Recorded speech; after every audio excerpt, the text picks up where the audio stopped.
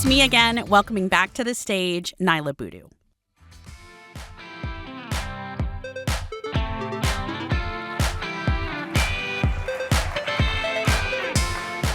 Hello again. Let's continue the conversation with our next guest this morning. He's an associate professor and associate director at VCU's Institute for Sustainable Energy and Environment, Dr. Damian Pitt.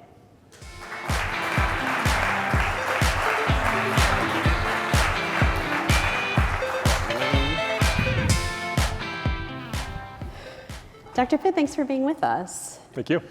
So I was just on stage talking about just sort of the general landscape of, as we think about energy consumption demand, how we're meeting that. Mm-hmm. As you think about priorities and transitioning to a greener, cleaner economy, can you just sort of share where you think, like as we're thinking about wind, solar, energy, nuclear, like where all of those puzzle pieces fit together, how you think that path should look?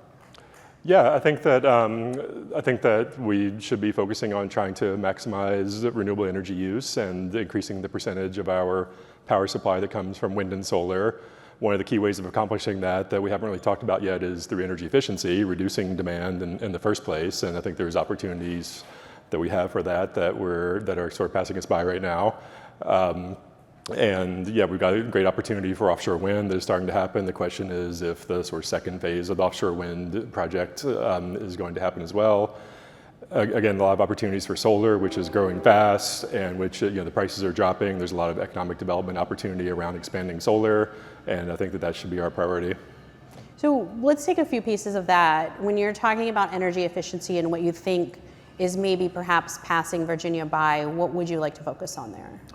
Well, I think that there's, I'm alluding specifically to the RGGI program, which I think we'll talk about later, mm-hmm. where there's a lot of money that's been raised for low-income energy mm-hmm. efficiency that we're currently not receiving anymore, and perhaps we can talk about that later. Yeah, so we can talk about now. Sure. Last year, so that's Virginia's Air Pollution Board last year voted to pull out as the regional greenhouse gas initiative. Yes. And can you just sort of share a little bit about why you think that, like what role that plays, not just in helping low-income households, but in energy efficiency overall?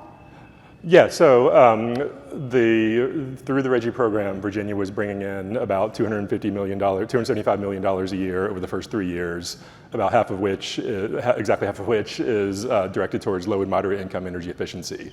So that's in the neighborhood of $140 million a year. My research team did some modeling that we released about a year ago, which showed that if we stay in that program through the year 2030, we're looking at upwards of $1.5 billion worth of low-income energy efficiency investments, which would fund energy efficiency improvements for about up to 130,000 households, saving them $650 a year. So that's a big piece of the puzzle in terms of directly providing energy efficiency to lower and moderate income, which would address the severe problem we have with energy burden. So energy burden means spending more than 6% of your household income on household energy costs. Severe energy burden is over 10%.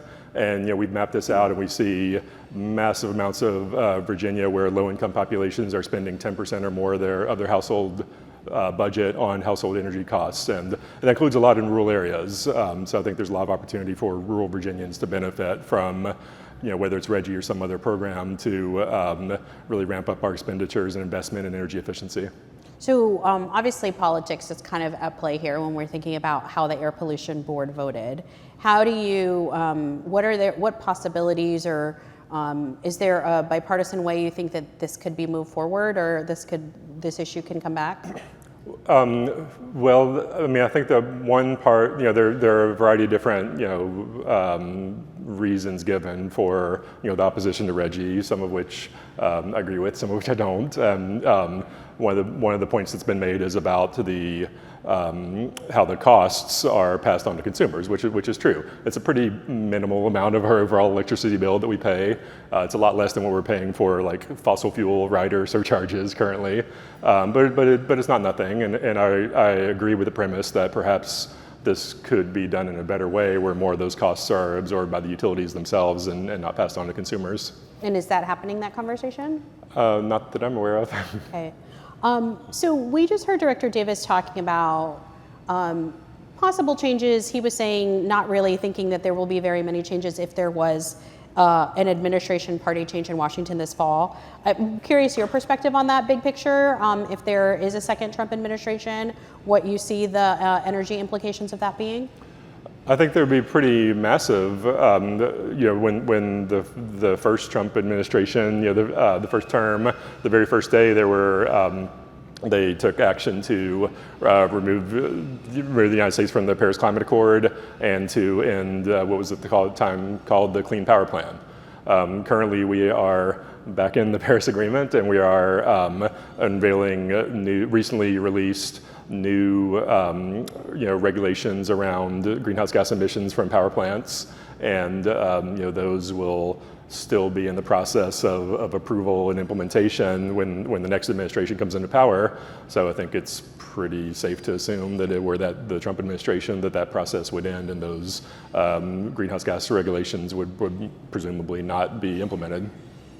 So when we think about things like the IRA or the Bipartisan Infrastructure Act, can I ask big picture what you think, what kind of changes those have made and you think will make in Virginia? Well, they're massively influential, and I don't have the numbers in front of me, but Mr. Davis already mentioned the Solar for All program, which if that's not directly funded by the Bipartisan Infrastructure Law, it's certainly in the spirit of it in terms of the massive amounts of federal money we've been seeing put towards clean energy infrastructure over the course of the current administration.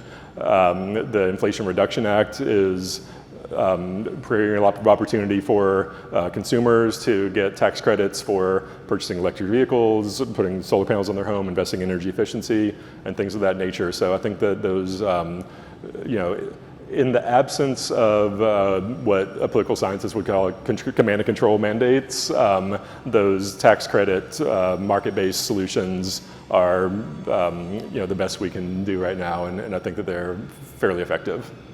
Okay. As we think about solar and look at the distributed solar policy as it stands now for Virginia, how well positioned do you think Virginia is for a green energy transition? I'm sorry, I didn't. Sorry, this train's going to keep going, huh? I thought they said it would be like one whistle and then it would be gone, but that's not true. How well positioned do you think Virginia is for a green energy transition when we think about the current distributed solar policy? Yeah, I think we're well positioned in general. I think there are some things that could be improved with distributed solar policy, but more so I'm concerned about how we may be going backwards with that. So part of currently we have distributed solar is growing pretty rapidly, but it's still it's not growing nearly as rapidly as utility scale solar. So even though we're getting about 50% more distributed solar capacity per year, the percentage of our overall solar that comes from distributed versus utility scale keeps going down and down.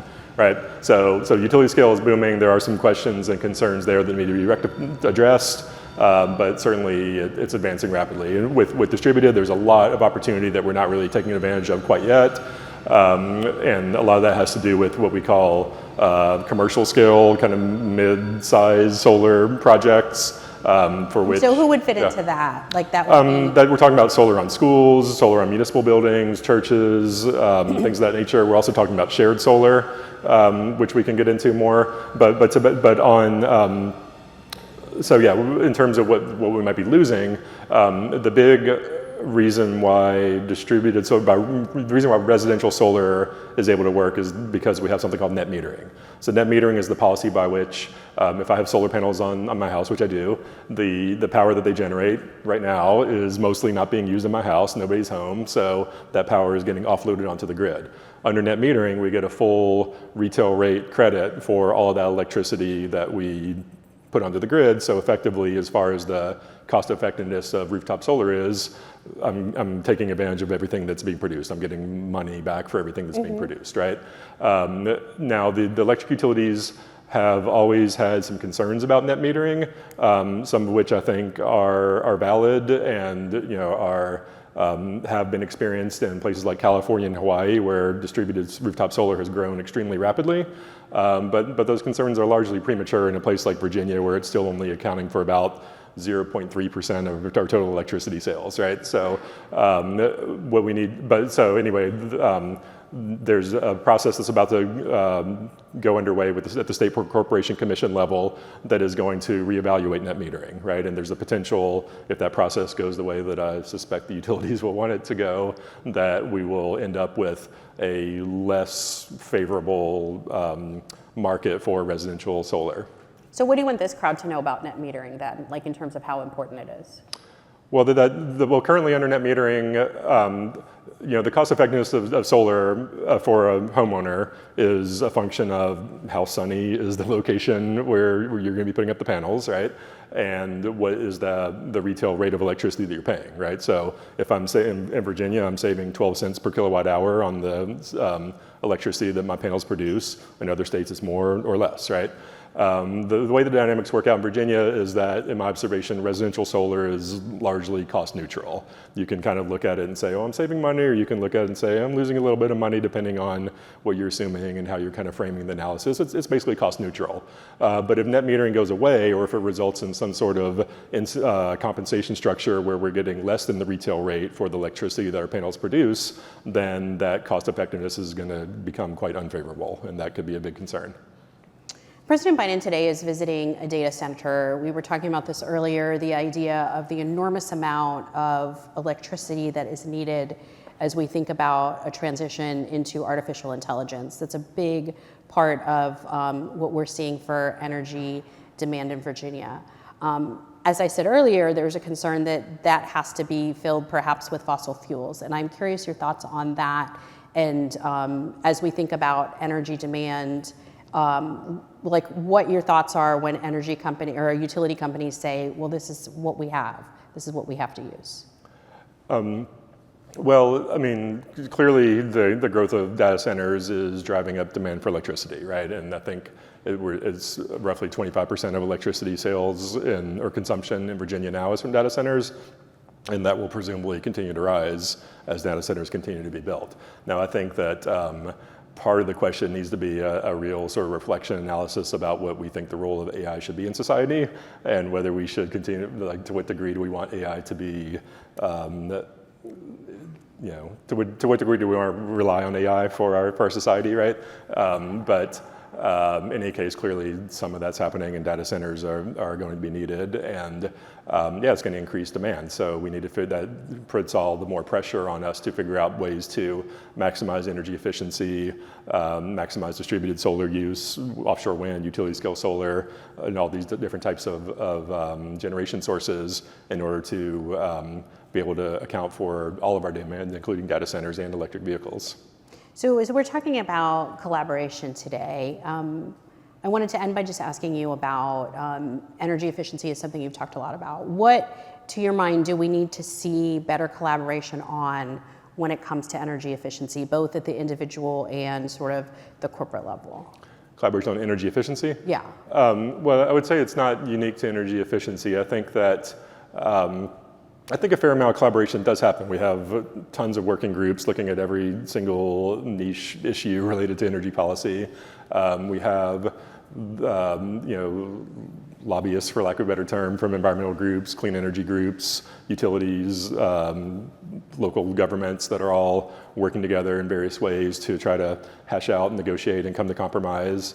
I think that largely, happens, but where we're not really at yet is at a point of shared understanding about what our ultimate goals are. Now, are we actually trying to hit net zero greenhouse gas emissions by the year 2050? Is that a priority? Is that something we're willing to potentially make sacrifices for, or change the way that our energy system operates in order to be able to meet that objective?